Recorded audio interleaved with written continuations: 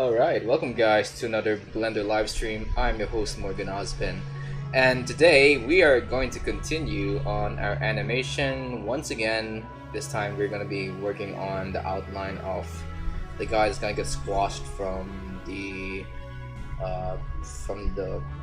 somersault that this guy's about to experience from the top rope. And anyway, with that being said, I think you guys already know what's happening if you've been here for the longest time.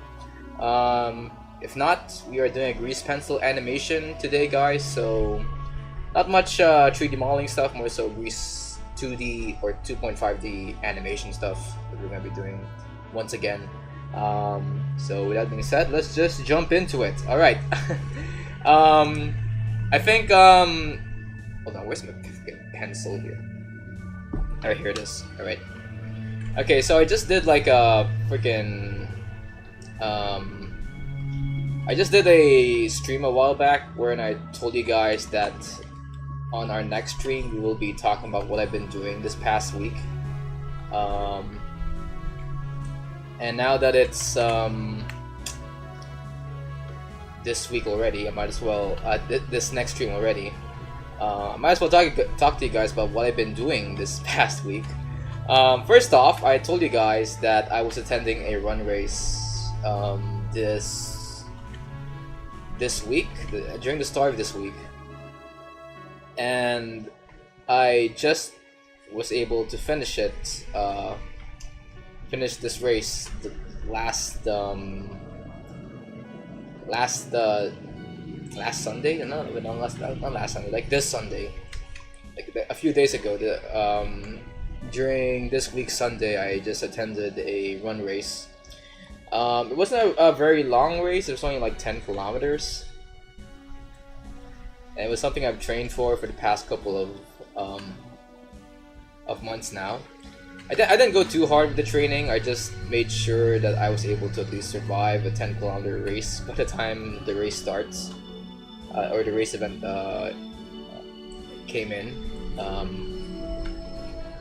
And it was, I guess the highlight of my week today, because it's been a long time since I've like raced in any sort of run race in a while, and getting back to doing, or at least joining these sporting events is just like a refresher to me on my part, and somewhat nostalgic, because I used to be like a kid that would attend all of these marathons and swim races back then. I even attended a couple of triathlons back when I was a kid. Although not that much, because of how expensive it is to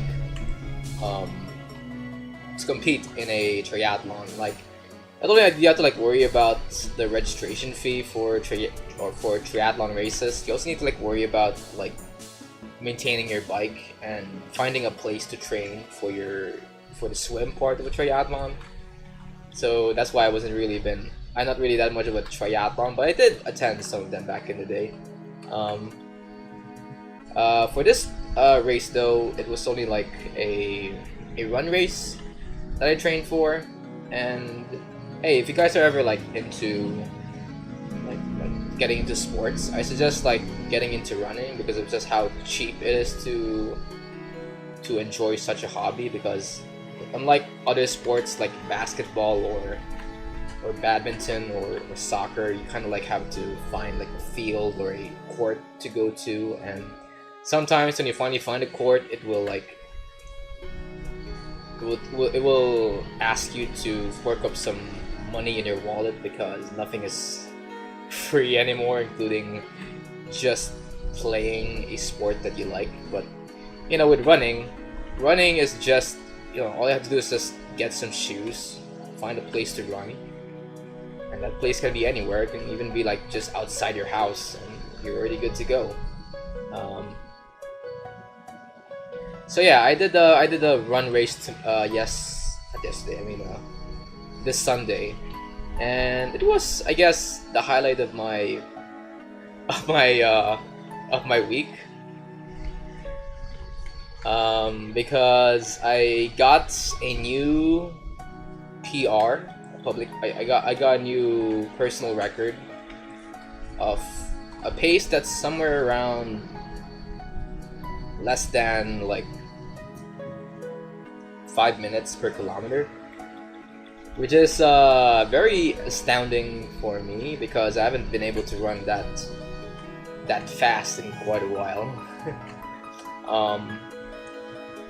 And I thought that for this race I would only have like a pace of around like 5 minutes 30 or something, considering that that's like my relaxed pace. Anything beyond that is like just way too hard for me to maintain, especially in a 10-kilometer race, which I was attending this Sunday. But I was able to maintain a pace of under 5 minutes per kilometer. Or at least I hope I maintained a pace that's under 5 minutes, because when I joined the race I didn't have like a watch with me, because the watches I used to have were already completely broken. So I came into this race without any watch. But I did notice that during the race there were a bunch of these pacers that were organized by the organizers of this event. You know, in case you are like one of those people that they want to like maintain a pace, they pretty much set you up with a pacer during the race to sort of gauge how fast or how slow you are to your target pace. And the pacers I found during the race were trying to maintain we're trying to at least finish the race in under like 50 minutes. So in other words, these pacers are like these pacers are maintaining a 5-minute pace, technically speaking. So I'm like, okay, this is something I should probably these are probably the people that I should follow to maintain a good speed. Although I didn't plan for my final pace in this race to be 5 minutes, because I think my story has been like disorganized here, so I might as well like just take you all the way back to before the race started. My mom and my brother came into this race pretty much early in the morning because we didn't have a car with us. And to anticipate for the fact that we didn't have a car, we decided to leave early from our house to the race venue, which is like a few regions out of where we were, out of where we were living. So we had to like book a grab car, to take us there. And when we finally got there, it was pretty much way too early for the race to start, and there were not that much people around the race venue. So we kind of had to like wait it off for a little bit before the race started. My brother who was joining me was like warming up, while my tired ass was just trying to get all the sleep I can. Because for some reason I am having like difficulty sleeping these past few months. I guess I'm now nocturnal for some reason, because I don't really have a consistent sleep schedule with me. So by the time I arrived at this race, which is way too early in the morning, I decided to get some shut-eye as much as I can before the race started. And thank God I was able to nap, because I wasn't prepared for what my pace would be by the end of the race. So fast forward, the freaking race started. My mom and my brother joined me in the starting area. And it was during the race briefing before the start of the race that I came to realize that I am in the category of the race that had like the most number of participants. There was like over 1,000 people joining this race, and my and I didn't anticipate how large this venue would be. So it's like, yo, freaking 1,000 people are joining this race. Sheesh. And no, that's not me estimating the number of people there are. The announcer on stage that was near the starting line literally said that the race, that my 10-kilometer category had like over 1,000 participants joining this race.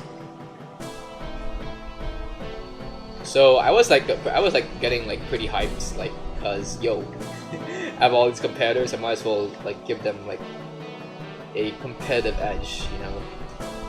So as soon as the freaking gun fired for the start,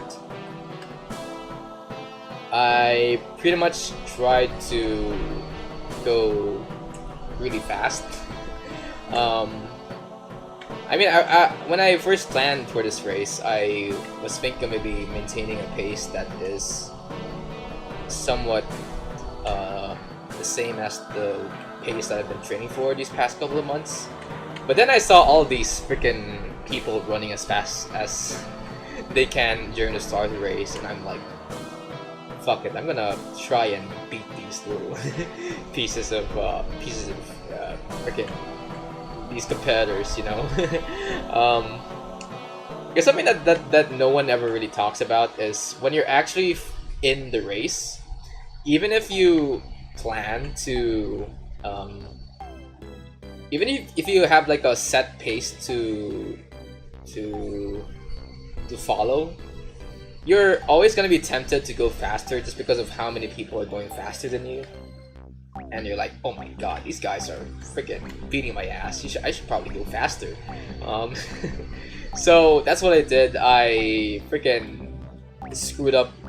I mean, I just freaking tossed all my training all together and decided to go as fast as I can in the starting line, which I came to regret later on in the race because,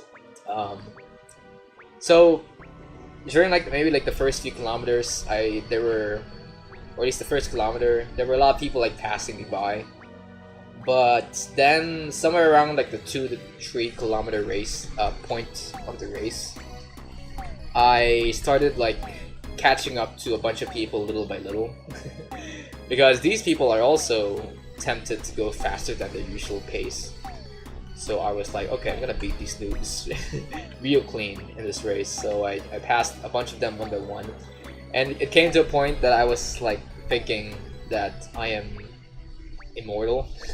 And by immortal, I mean I could just go way faster than I can just by the thought of passing these runners that are slowing down.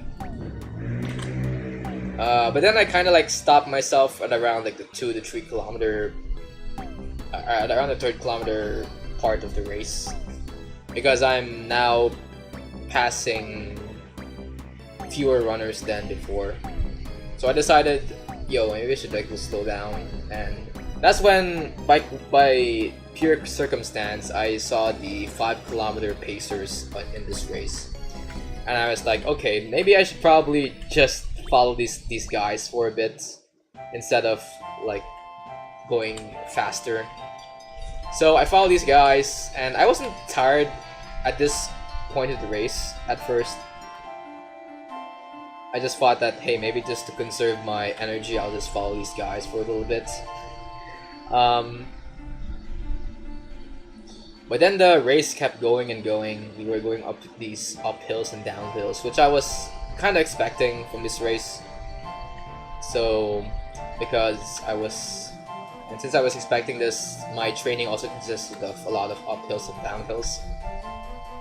But again, my freaking pace was supposed to be much lower than whatever these guys are doing. So I had to like, at around like the 7 or 8 kilometer leg of the race, I started like feeling the fatigue catching up to my body. And I was like, by around like the 7 or 8 kilometer leg, I was just ready to give up because, you know, again, this isn't like the pace I trained for. This isn't the speed I was expecting. But then I looked at the people like beside me there were like, I think like 2 runners with me by this point of the race, and they were still like going really fast, although they are also getting pretty tired. So I was like, okay, should I stop now or should I try to at least beat these 2 runners when I finally reach the finish line? You know what, Morgan? Maybe I should try and just ignore what my body is telling me, which is to stop and just continue with this race. So I decided to, even though my body is begging me to stop, I just decided to push forward and get these guys, try to beat these guys in this one race, while also following the 5 kilometer pacers. So there was like still trying to match up with these guys, and we'll probably like try to. There we go. Okay, let me just erase some of these parts. Okay, so I was trying to catch up with these guys. Okay, this isn't what I wanted.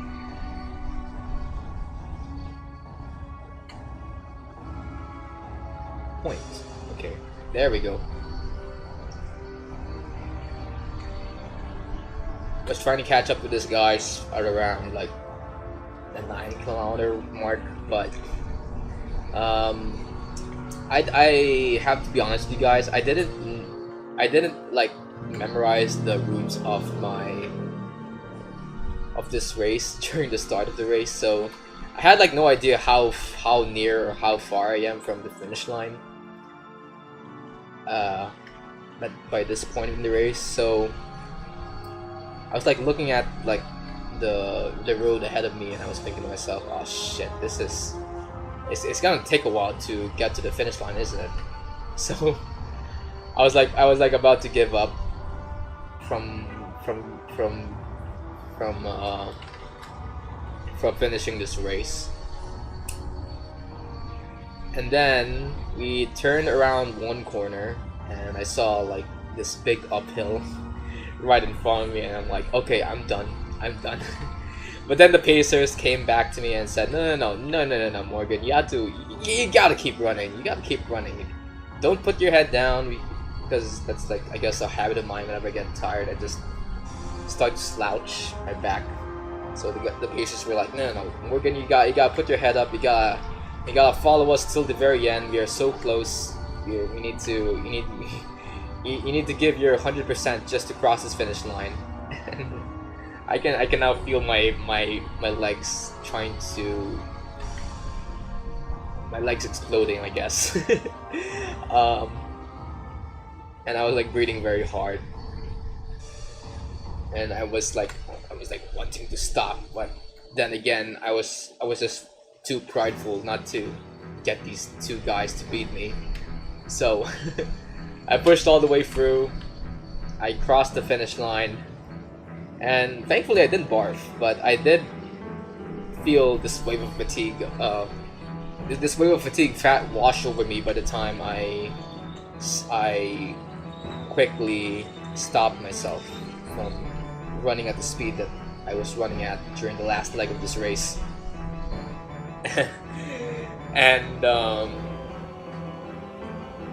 by the time I crossed the finish line, I was so freaking tired. I think the moments after the finish line, after crossing the finish line, was a little bit blurred for me. I mean, I did remember getting like this loot bag that finishers are given when they finish the race, as well as some pastries, I think, or some kind of cinnamon roll that they gave me. But I was just out of it by the time I crossed the finish line. Or at least I wasn't really in my body by the time I crossed the finish line. Like my body was just like working itself towards the loot bag station and the snack station. So that's why for the past couple of days I wasn't like able to stream on YouTube because I was just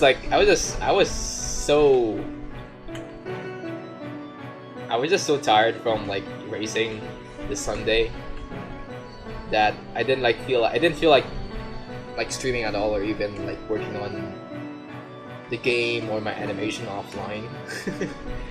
It was just that tiring, man. And even though I kind of regret going at that speed and feeling tired afterwards, I still feel very grateful that I get to experience running races again, especially when I'm like way past my days as a fully serious like athlete, I guess. Not that I stopped training, but I don't really train as hard as I once were back then. But I was kind of glad that I get to experience racing again. And I think this, like, I guess technically the first race I attended wherein I didn't have like a coach with me to train with, because every time I attend these races back when I was a kid, I would usually have like either my dad or a paid coach with me to help me train for these run races and stuff.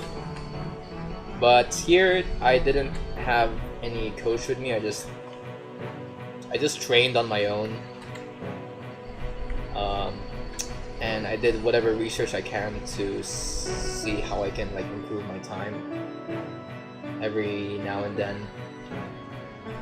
So yeah, this is, I guess, my first ever race that I did without any coach by my side,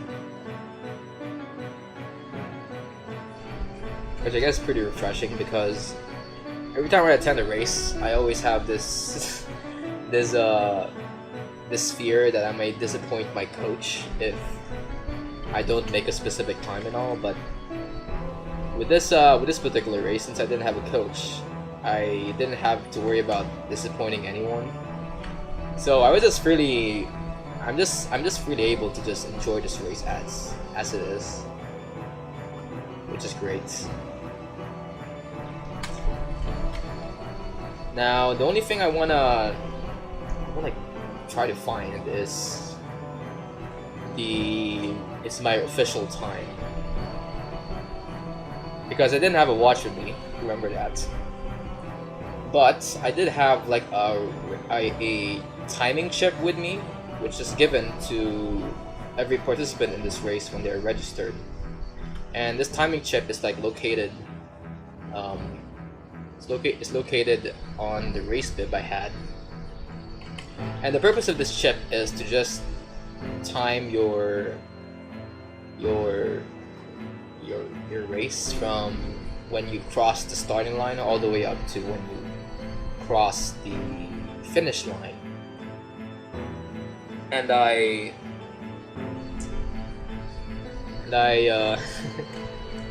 and since I had this like race chip with me, I was like wondering when the organizers will release like the time for each of the participants.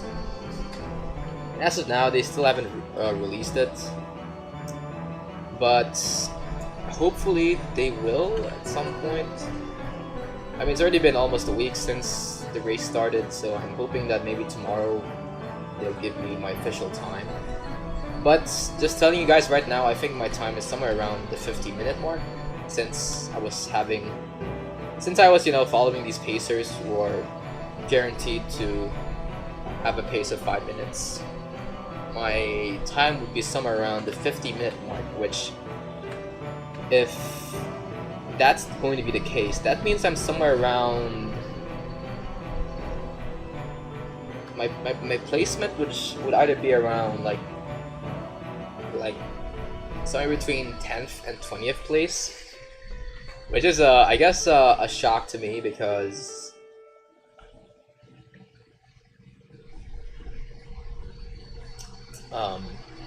by the way, the reason why I think I'm like at around the 10th to 20th place, because I did see like the race results of the past races before, and it seems to be that anyone that's like around the 50-minute mark has like a placement that's somewhere between 11th and 20th. So I'm expecting for my placement to be somewhere around those that range as well, which I think is very shocking to me, because this is a race wherein over 1,000 people join.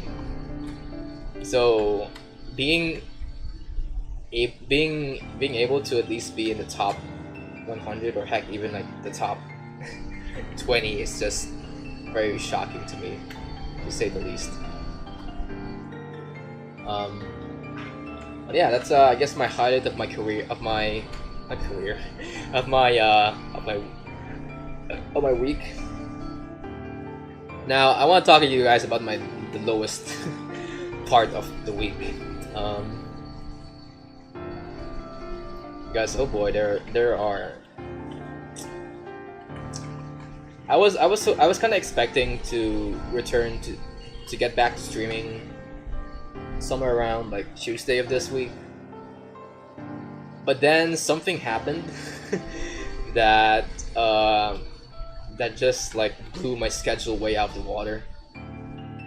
So after the race, I decided to, not after the race, but like a day after the race, I decided to do some of my chores in the house, because after such a grueling weekend, I might as well do some chores around the house. And I was assigned to do some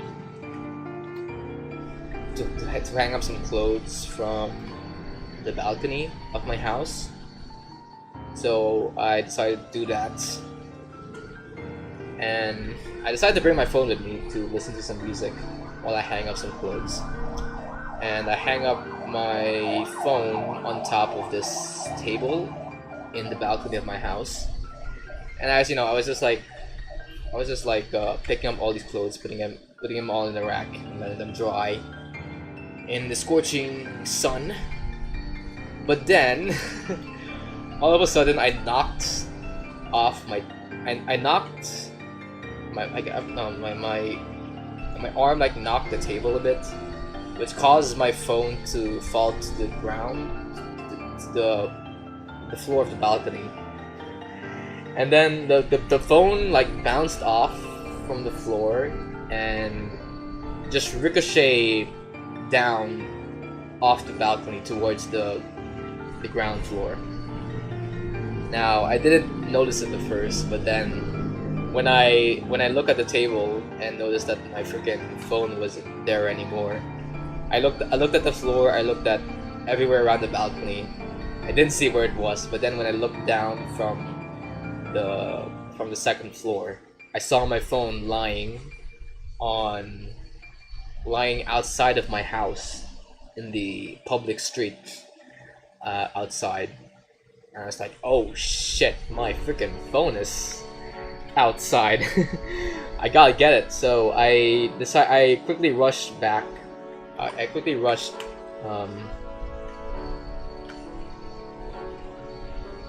to the ground floor. And keep in mind that it only took me like a few seconds to get downstairs and out towards the public street. But as soon as I opened the door and I looked at where my phone was supposed to be, all of a sudden it's just gone. And I'm like, what the fuck? I looked around, I don't really see any people that are anywhere near my phone. I looked around and my phone is just gone, and I'm like, oh my god, someone just stole my freaking phone. I was freaking panicking and all. I was like, I asked anyone nearby if they saw my phone, and they didn't. So I had to like call like my mom, and I told them, hey mom, I just lost my phone. What should I do? And thankfully my mother decided had like a backup plan for me, because he had like this plan set up with this mobile phone company, or the cellular data company, wherein they'll give you like a free phone if you were able to like give them like enough money, I guess. And my mom hooked me up with this new phone, but then I had to consider the circumstances that I'm in right now. And you know, in times like this, I sort of have to remind myself how reliant I am with my phone being present with me by my side, because in my phone is where I put all of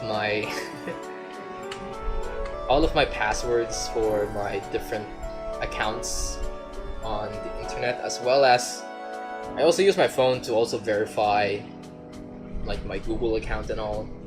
So by having this phone be lost, I was pretty much like locked out of the internet, technically speaking. And without my phone, I thought I wouldn't be able to like stream at all, considering that if I'm going to sign into my freaking Minilog account, I need my phone to verify that it's me that's gonna be signing in. But since I don't have my phone, my freaking options are like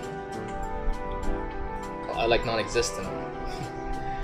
So once I got this new phone, I did whatever I can to back up all of my, or I did all that I can to make sure that my accounts are now linked to this new phone. But the one thing I can't fix is freaking X of all places. Because, well, I actually don't know why, but there's like no other way to verify that it is me who is signing up to my own account, unless I actually have my phone with me. And I didn't have my phone, and I didn't have like a good verification. I didn't have like two-step verification enabled for X.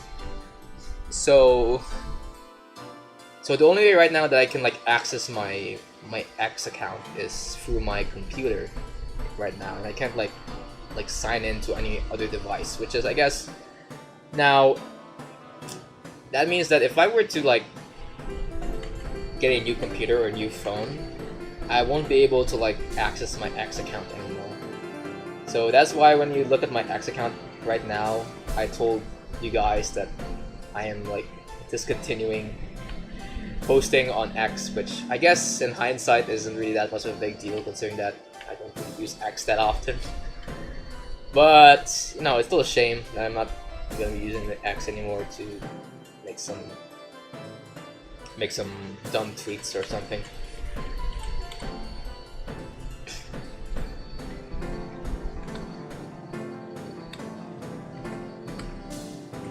Yeah, I guess that's my whole weekend right now. It's quickly work on.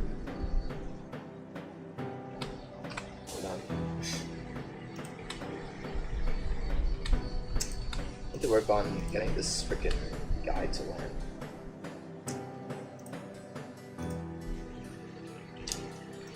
Anyway, since I've already have like this fixed up all the problems I had with this particular incident, I'm now able to stream once again. Although in the back of my mind I still think I forgot to back up some accounts, but these accounts are maybe something I haven't really been using in a while, like maybe my Pixiv account or my Reddit account as well. But Why should I care about those accounts I don't really use anymore?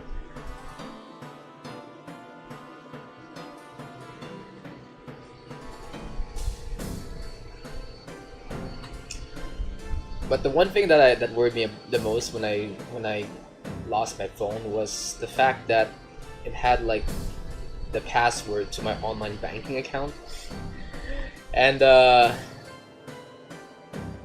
my god, I felt like such a noob when I realized that I lost my banking account password, because in order to get my banking account password I had to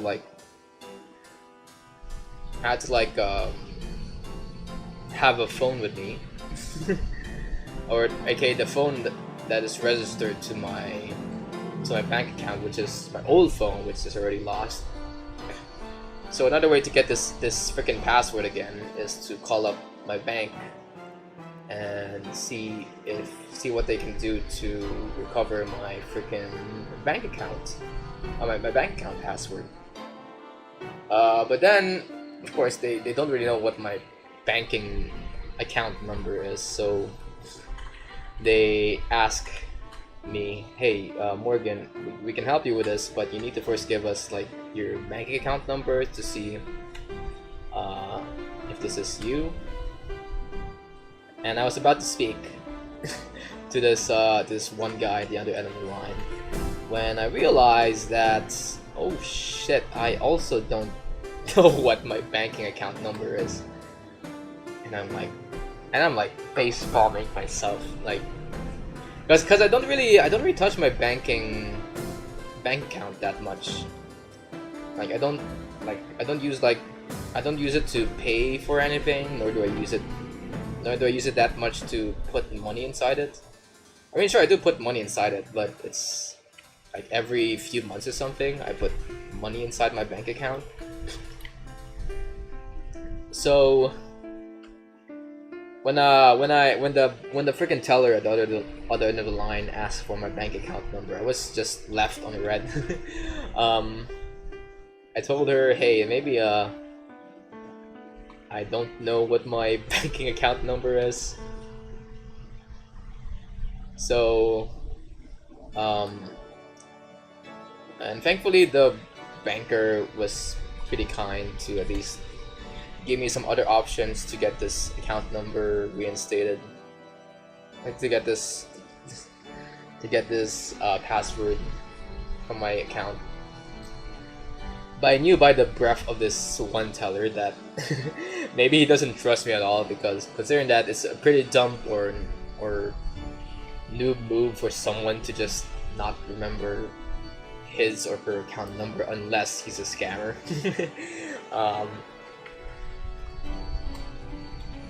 But yeah, I had to like fix up my account banking details during this past week,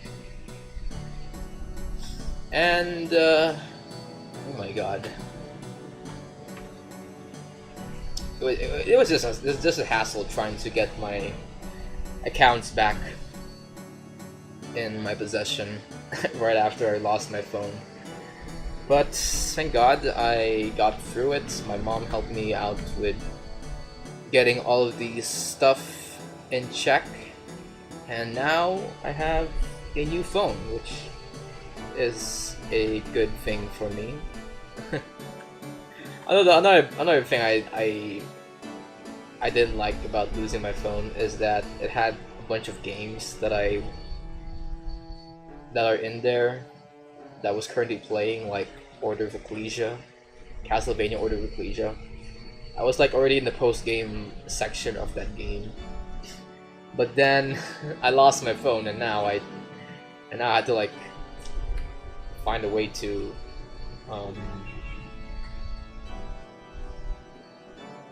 now I have to like play the game all over again because I freaking lost my phone. But with this new phone, I decided to get some new games with using an app that starts with the letter E. That's called an emulator. And I decided to like play a bunch of games from the GBA. I decided to play some new games for once instead of like replaying the same Castlevania games that I've been playing in my old phone. The first new game I played on my new phone is Super Castlevania 4. It's my first ever classic Vania that I've ever played, and right now I'm kind of like stuck with this one boss in Super Castlevania 4, which is this sort of zombie horse with a skeleton riding on top of it. It's a pretty hard game. Well, not really a hard game, but like it had like I guess very clunky controls when I first played Super Castlevania 4.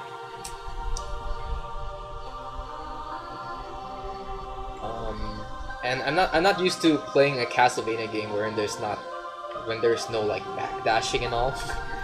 So it was it was a little bit jarring to sort of dodge enemies by just using the directional pad instead of just pressing one button to move out the way. So that was one thing that I had trouble getting used to.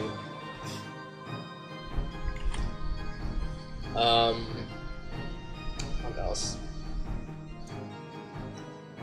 The other thing I think I'm not really used to is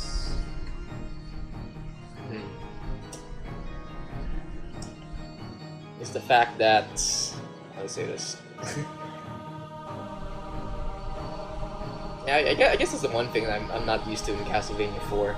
The fact that dodging isn't there's no like way to evade attacks with a backdash. And I think it's just so slow when playing some of these old classic Vania games. And I also heard that the one complaint that people have with old classic Vania games is that the controls are very clunky. Which is why I started with Super Castlevania 4, because it's the one. They say it's the one classic Vania that is like very forgiving with its players, because it allows you to like whip diagonally and all. So that's that.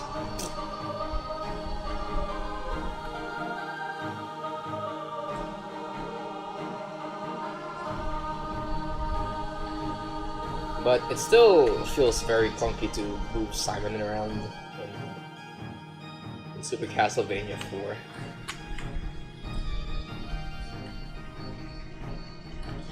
And I gotta be honest with you guys, I still don't get the hype around these old Castlevania games that don't allow you to explore around a given area. Like, am I just expected to just follow a set route and have fun with it? And it's not like the combat is anything unique. You just try to dodge enemies and try to hit them with your whip or something.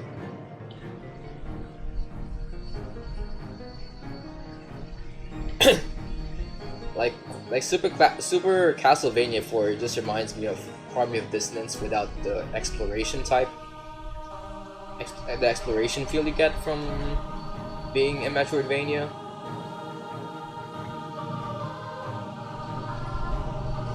So I'm like, what the frick? Why do I want to play this? So I haven't gotten into Castlevania 4 yet, but I do try to like play the game every now and then just to see if I can get like a new experience out of it. But right now I don't really have that much. I don't have anything positive to say about Super Castlevania 4. Another game I also played is a new game I played with this with this phone is actually Metal Slug. Now, when I first heard of Metal Slug, I looked at like the freaking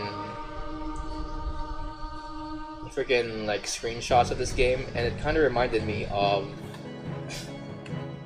this old Flash game I used to play on Y8 called Alias.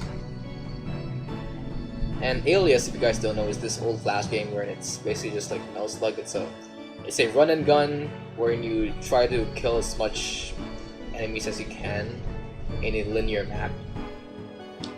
And unlike Super Castlevania, wherein the linearity comes with some detriments.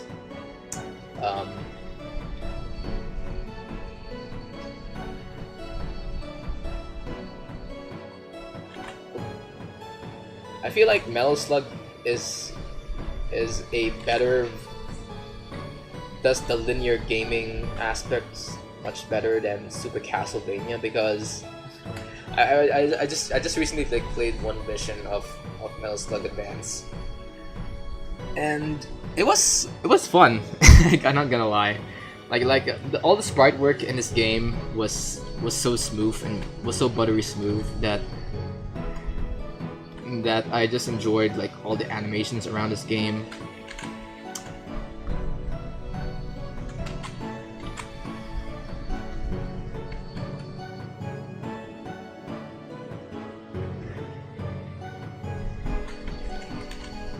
As well as... Oh, wait, what's the... Is this... Okay.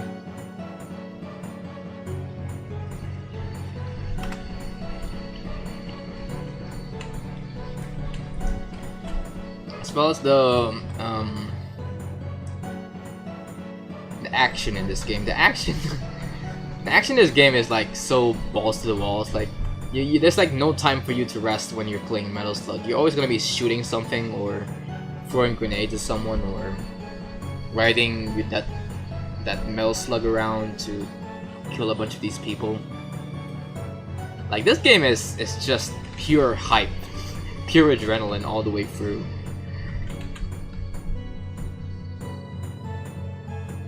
And technically speaking, the game is Metal Slug.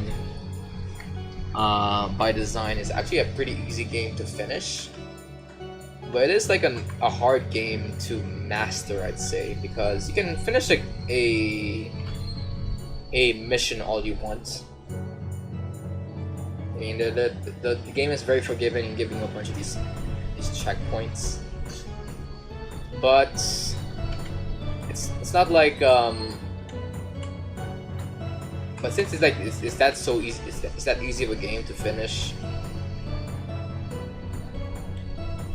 you kinda like are tempted to try and see if you can try to finish one mission without killing yourself in one go.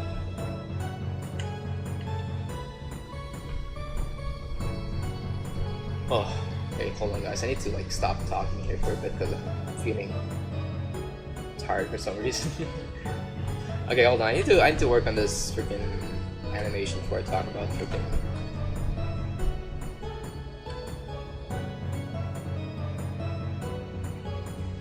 Metal Slug.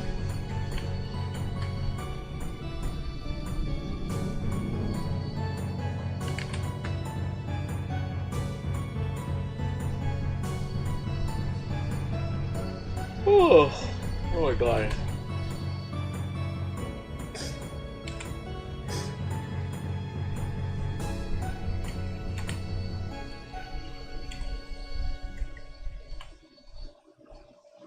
Okay, maybe I need to... I think this looks much better.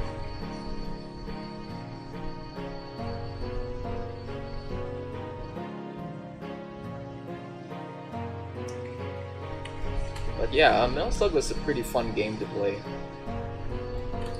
It's still pretty. It still holds up to this game, I might add.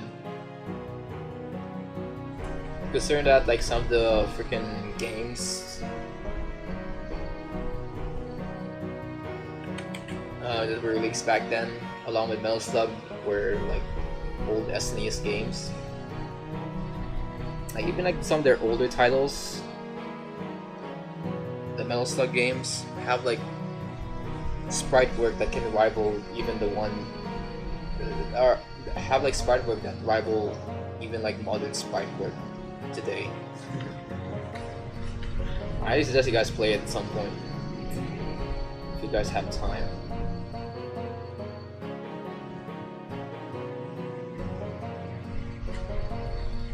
Ugh. Okay. Okay, I need to get to work. I don't know why, but for some reason I have this wave of fatigue washing over me right now.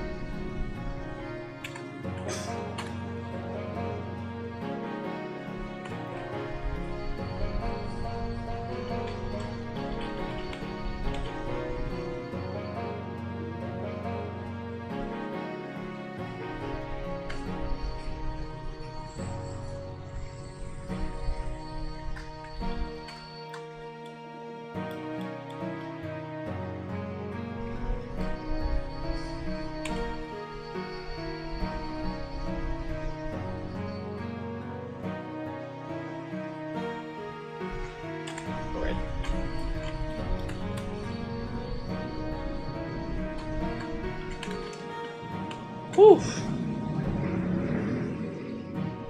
Okay, what else have I been up to this weekend? Oh yeah, I've also attended this play just yesterday with my family.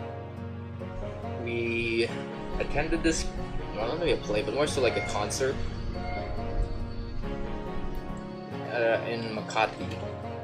And this, I guess, is a very special concert because it starred this one singer called Kiala Settle. If you guys don't know who Kiala Settle is, she was the bearded lady from The Greatest Showman. And coincidentally, and surprisingly enough, she was having a show here in Manila, in Makati. And I wasn't aware of her work in The Greatest Showman until the show finally started, and the showrunners quickly mentioned that Kiala Settle was actually the actress behind the bearded lady in The Greatest Showman. And I was like, what the fuck? You also, of course, Kiala Settle also had like a lot of other past works. I heard she was like a part of this Broadway show called Waitress, and you know, she's also like a theater kid, so she does a bunch of other stuff in Broadway. So, but she's much more well known for her work in Greatest Showman, specifically her song, which is "This Is Me," which I think is not. I would say it's like my most favorite song in the soundtrack for The Greatest Showman. I think the opening number, The Greatest Show, is still like my favorite. Along with maybe Never Enough and The Other Side. But This Is Me is also a pretty good soundtrack, in my opinion.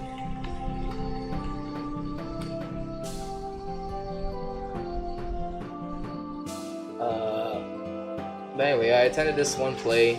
I was again shocked that it was the same actress who played the bearded lady in The Greatest Showman, and everyone was just anticipating during the entirety of this play that she would sing her hit piece, which is "This Is Me." And when I first heard of the show and its title, I thought that, okay, maybe this actress is gonna milk the shit out of this freaking song, since the title of the show is called This Is Me. But surprisingly enough, she had like a... It took a while for her to get into This Is Me. And before she got into singing that number, he was sort of recounting all the songs that she loved during her life. She even like sang a bunch of songs that are pretty much crowd pleasers, like the one sang by Liz Longa in the Mulan movie, which is, I think, My Reflection. Is it called My Reflection? Like the one that goes, "When will my reflection show who I am inside?" You know that song. Yeah, the KLSL sang that song on stage, which is pretty cool. And I think the other song she sang was like "Staying Alive," which is a song she sang when she told the story that she sang like "Staying Alive" during like a wedding that she had to attend in Las Vegas, which is pretty cool. And then of course you finally got to her to sing. You finally got her to sing the number, which is "This Is Me." And I can kind of tell that she didn't really like the song at all, because she outright stated that when during the concert, she outright stated that this song, even though it said "This Is Me," it's clearly not made for her. It's a song that's made by the people who are writing The Greatest Showman, and she just so happens to be the body or the singer that is supposed to be singing this song. And it really got me thinking about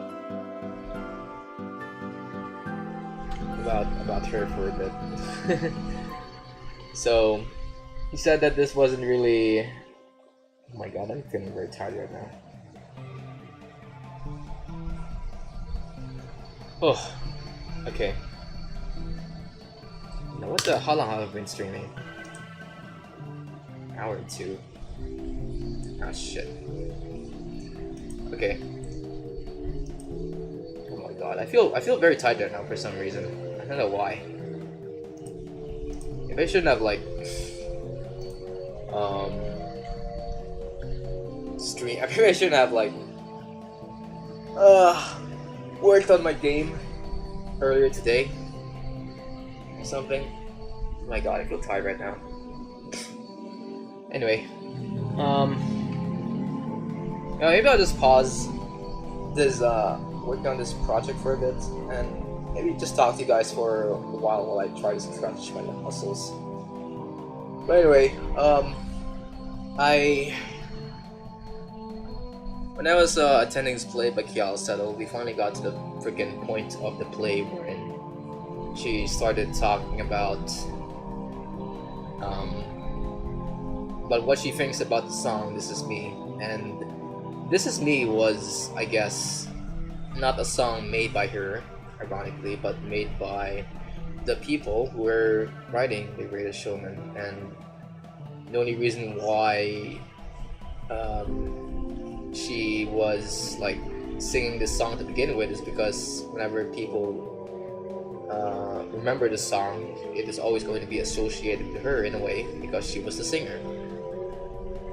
And it kind of, when she told us this story, it really does feel like this one song was just added at the very end just to make sure that the audience is satisfied and all. But you can kind of tell that this isn't really the song that she really wants to be known for. Because that's not her. That's The Greatest Showman talking.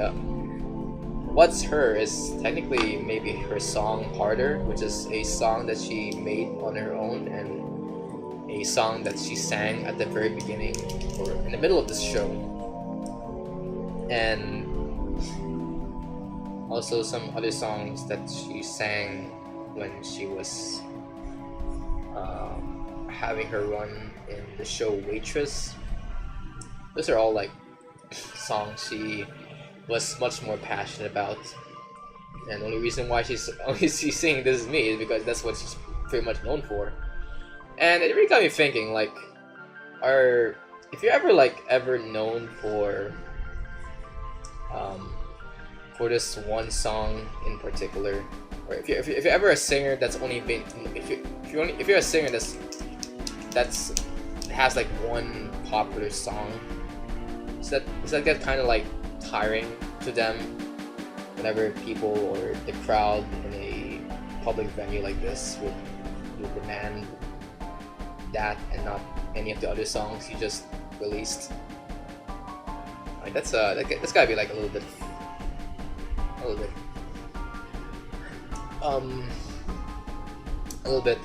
hard, a little bit harsh reality for them. Like, people don't really know them for their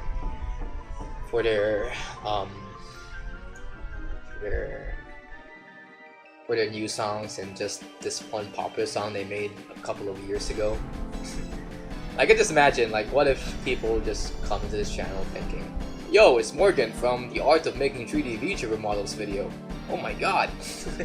And not, hey, it's Morgan from the live stream series that he does in the vlog. Damn. It's which is why I kind of like think that popularity has like a double-edged sword to it, and why people say things like you're suffering from success or something, because you know, when your popularity is reliant on this one specific work you did, you kind of have to top it off at some point to make sure people still are tuned in to your recent work. Oh no, I need to look at it.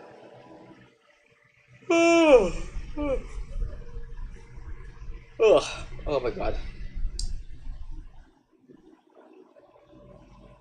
You gotta like top it off at some point, you know, like your most popular work, or else people are just not gonna be interested in the present you and be more interested in your past you know.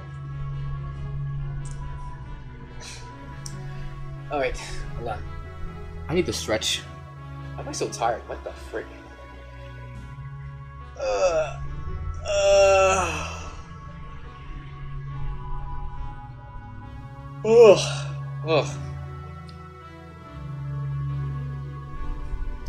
Anyway, that's my experience with this Kiala concert.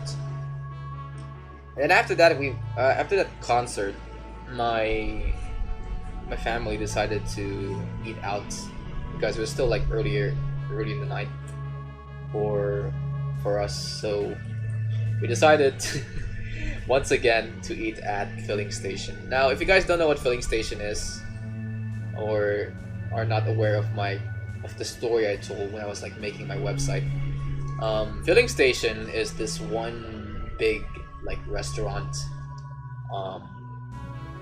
It's this one big restaurant in Makati that's in like the most busiest nightlife districts in Makati, called Poblacion. And the Filling Station is this restaurant that prides itself for having a large collection of American media and artifacts. Because when you first enter the freaking venue, hold on, let me show you guys what it looks like on stream right here. I'll open up Firefox. You know what? Maybe I'll just call this a just chatting stream. Why don't I just call this a just chatting stream? Anyway, so let me just pull up freaking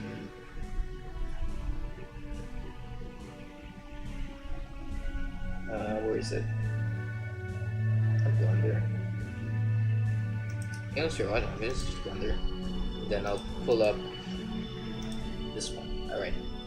So I went to my family and I went to this place called Filling Station, which is a very one of the most popular restaurants in the busiest nightlife district in Makati, Poblacion. And this is what it looks like. Let's see. Filling Station.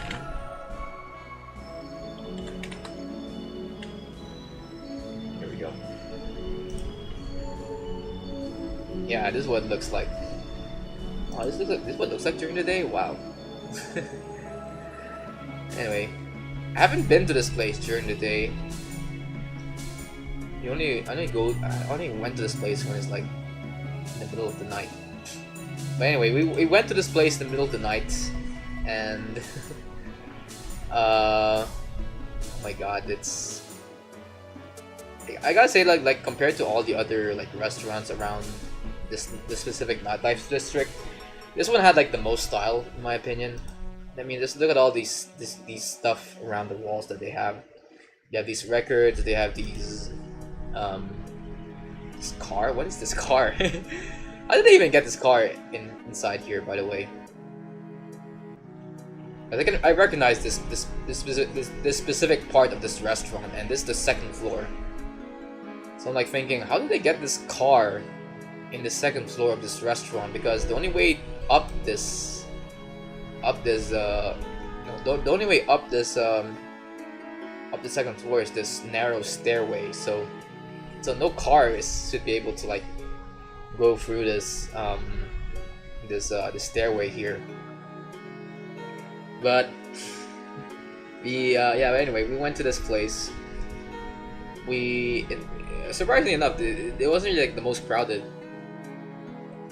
It wasn't really that crowded when we got there. We were able to like get a table for 5 when we got there. And if you guys remember my opinion of this restaurant when I first got here, I would have told you guys that I loved the style around the restaurant, but I didn't like the food itself. And the same goes for this particular visit of mine. I knew that the food is gonna be very big, but the flavor is not gonna be there at all. So to compensate for my meal, I decided to buy something that's relatively small, something that I hope would have a lot of flavor. So I brought some fish and chips in this restaurant. I brought some fish and chips, and it was a pretty small size compared to all the other serving size they have for their other meals. And I was freaking enjoying the fish and chips. I mean, I think the freaking restaurant would benefit greatly if they just turned down the serving size by a lot so that they can focus more on the flavor of their dishes. But anyway, I ordered this fish and chips. It was a relatively reasonable serving size for a Filipino. But then I looked at at my brother's sisters and mom around my table, and they were ordering like the T-bird chicken meal and steak. And I looked at them when they ordered their stuff, and I looked at them thinking, what the frick? Do you guys remember how big their serving sizes are? And I didn't tell them that. I didn't remind them how big their serving sizes are, because I thought that they remembered how big they were. But then the food finally came to our table, and my mom and the rest of my family were shocked about how big the serving sizes are. And I'm like, you guys really don't remember how big they are? I think that's like something that's supposed to be like a canon event in your brain, like something that you should probably remember by now. But thankfully they were able to at least enjoy their meal, and for any leftovers we had, we just kind of like just brought it back home and ate it there. Um. whew, whew. My brother really enjoyed going back to filling station, to a point that he would like take pictures of all the memorabilia around this place. I mean, just look at this, like the freaking Superman, this freaking car. Even the outside area is just dripping with style, or at least 1950s style. I don't know who these guys are. Overall, it's a pretty good vibe. Just don't go here for the food, and if you're going for the food, try to order something much smaller. I suggest maybe buying their kiddie meals, because their kiddie meals, in my eyes, are basically just the normal serving size, in my opinion. But one thing I forgot about this place is that as you like eat in this place, there will also be some people that are cosplaying as iconic 1950s American icons, like Chucky from Child's Play, Elvis Presley, got Monroe. Who's that blonde guy, that blonde girl, who's the iconic blonde girl from the 1950s, like Monroe? Marilyn Monroe, yeah, Marilyn Monroe. There's one person dressed as Marilyn Monroe in this particular venue. And then you also get some of these wacky stuff, wacky cosplays like Mr. Bean, which has nothing to do with American culture at all. What else is there? I don't think anyone's dressed as Charlie Chaplin just because of the implications of dressing up as Charlie Chaplin after World War II.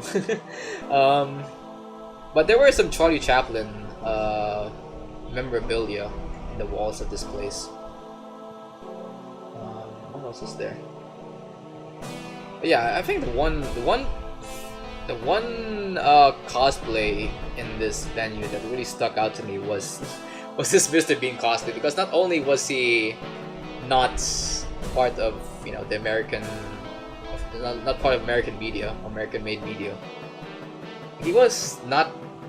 It wasn't just like a guy in a suit carrying like a teddy bear or something. People had the restaurant for some reason had to go out their way to have this guy wear a bobblehead of Mr. Bean from the animated series. So as this guy was walking, you kind of just see on his face a lifeless bobblehead of the animated Mr. Bean rather than the real life Mr. Bean. And I have to say though that the Mr. Bean cosplay is like the most scariest. Is the scariest cosplay out of all the freaking cosplays in this venue. And there were other cosplays in this restaurant that was supposed to be scary, like freaking Chucky, or what's that guy? That guy from Nightmare on Elm Street, and Jason Bourne.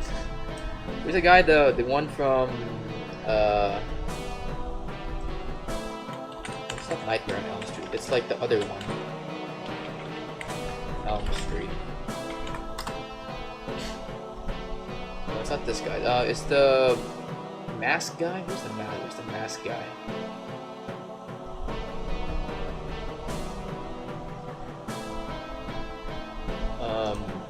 What is it?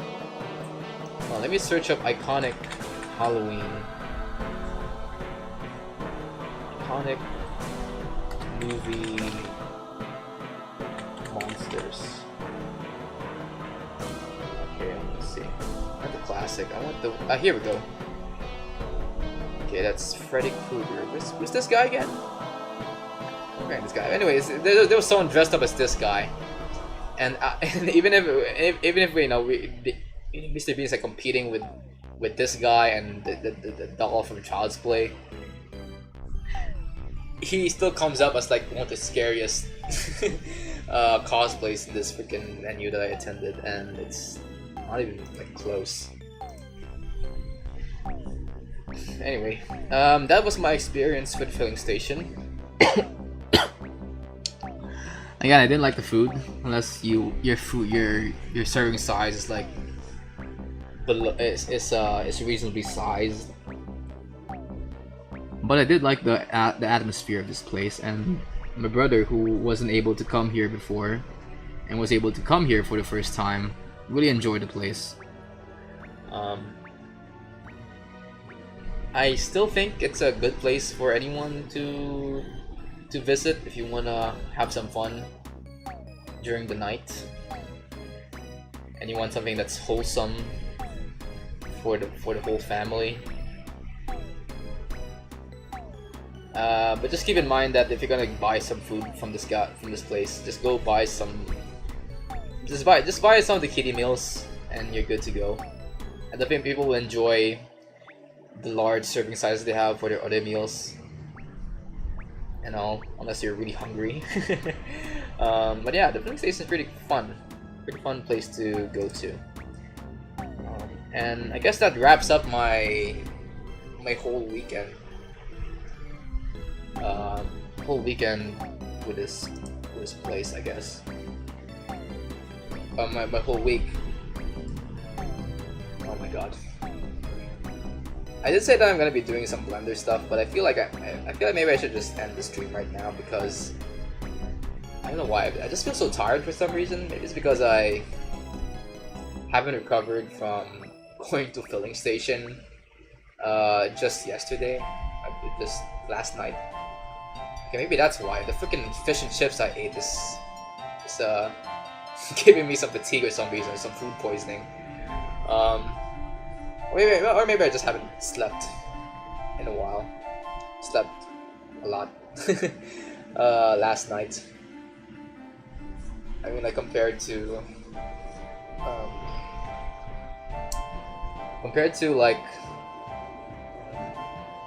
like the past few nights, I think I've only slept like for like 4 hours from the time I got home from filling station to when I woke up. And then I just started working on my game again, Godot. By the way, the game in Godot, I've now like set up I think I've already like set up all the debuffs and the power-ups for my freaking character in the game. I was also debating to myself whether I should like add a bomb mechanic to my player character, so they can like drop like bombs towards any enemies underneath my player character. But considering that my character already has like a built-in heli blade that can kill enemies on top of my character, I think I'll skip on the freaking bomb mechanic for my game. But yeah, in other words, I've been working on my game this past morning, and just after I worked on my game, I just suddenly decided to start streaming. But now, as a consequence, I haven't been able to like rest properly, and now I'm feeling the fatigue on my freaking body. So I think I'm gonna end the stream here right now, guys. Thank you so much for watching. We didn't really do that much in freaking Blender. Just talk to you guys about what I've been doing these past couple of days. But hey, in this one day alone, I finished a 10-kilometer race in under 15 minutes. Lost my phone, got it back again, backed up my passwords and accounts, backed up my freaking bank account because I've lost my phone, and everything in my life is in my old phone for some reason. And I attended a Kiala Settle concert and freaking ate at this freaking fancy little American diner called Filling Station. If you guys want to see me talk more about these stuff, or want to see me, work on other stuff here on this channel, like this Blender animation or my freaking game on Godot. Be sure to like and subscribe, and if you want to support me, you can support me on Ko-Fi, which is down, which is there's a link down in the description of this video, of this live stream, I mean. So anyway, that's it for today, guys. Now go read a book. Bye bye.